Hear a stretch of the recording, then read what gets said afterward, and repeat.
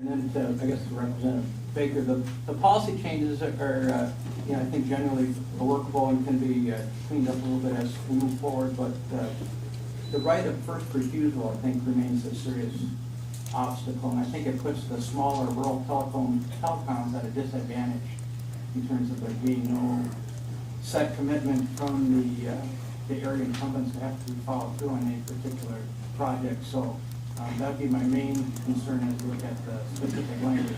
And the other correction I'd make is that the big problem with all of this amendment isn't the language so much as it is the lack of investment. We just don't have enough money being put forward to the funding of broadband, and it's 15 million, not 40 million that's actually being funded in this bill.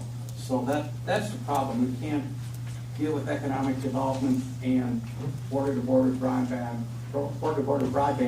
with the amount of money that we're seeing put forward with this kind of investment.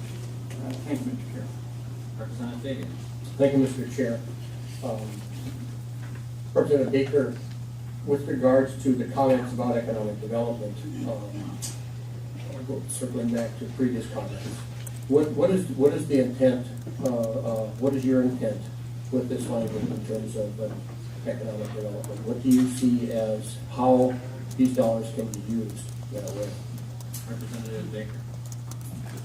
Mr. Chair, Representative Fabian, I think the intent of this is to still keep in mind, even as Representative Virginius was talking earlier about reaching the students that are trying to get their homework done at home, making sure that we have access to the most remote areas so those kids and those families have access to the same tools that I'm lucky to have in the city of Homer.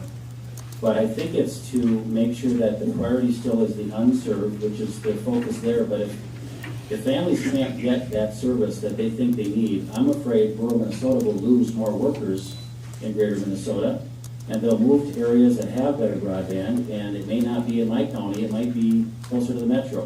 And quite honestly, we need workers. As a small employer myself, I need to protect those jobs to provide more folks that can stay home out on the farm. I've got large corporate farms that are begging for this kind of service too, that can get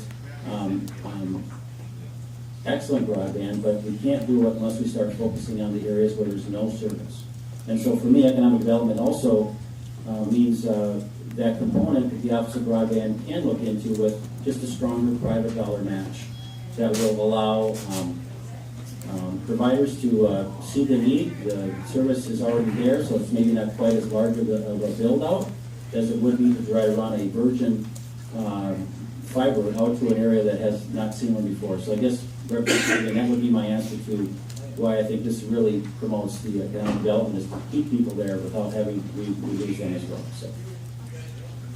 Thank you, Mr. Chair. And then just a quick comment on Representative Simon's comment about these being President Obama's tax dollars. Actually, they're our tax dollars.